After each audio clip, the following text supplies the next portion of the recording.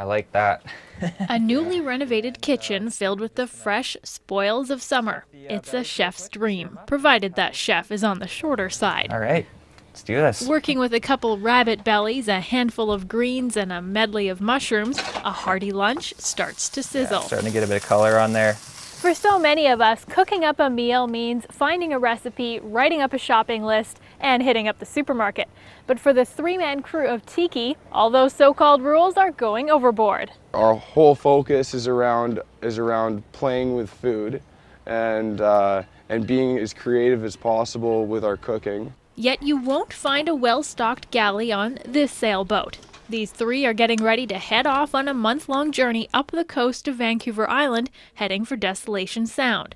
They'll be stopping along the way to forage for food, living off the bounty of our coast. I love cooking, but I don't have time for it, and that's the biggest thing is time. So this month we're just going to slow right down, appreciate our food and where it comes from, and watch it go from the source to the plate. Good friends Brendan Harris, Aaron Jackson, and Yunus Urban all share a love of sailing and a passion for local food. 6 months ago, they started throwing around the thought of spending the summer on the water and cooking up some fresh seafood.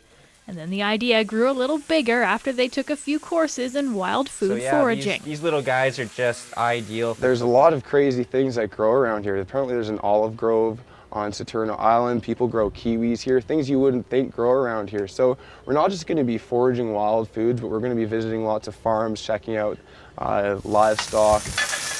Cooking it all up is Chef Urban, with an extensive culinary background working in kitchens like at the Airy Resort and Government House. He knows a thing or two about local food. Why would I go to a grocery store and buy something with a sticker on it that says organic and claims to be local when I can go to my backyard or my friend's farm and pick a bean and taste it right there and know where it came from and just taste how good it is?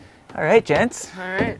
Lunchtime. And not just good, but fancy. Well, it's not going to be fine dining for the whole trip. Urban can whip up some creative eats with just about anything, all without a recipe. The time and care that you put into it and the thought that goes into each dish, it's a completely different story. You're eating not just to fill your body and nourish your body, but you're eating to be creative. The plan is to document all their meals along the way in the hopes of raising more awareness about our local delicacies and inspire others to get creative with homegrown food too. We're going to be taking lots of photographs, lots of film. We're keeping on our website a logbook that talks about the actual travel path, and Jan's going to be taking care of the cookbook, which talks about all of the meals we make along the way.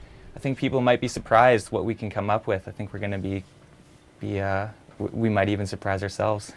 The guys set sail this Saturday and their map is looking a little bit empty. So if you know of a good farm or the perfect fishing hole along the east coast of the island or on the Gulf Islands, the crew would love to hear your tips.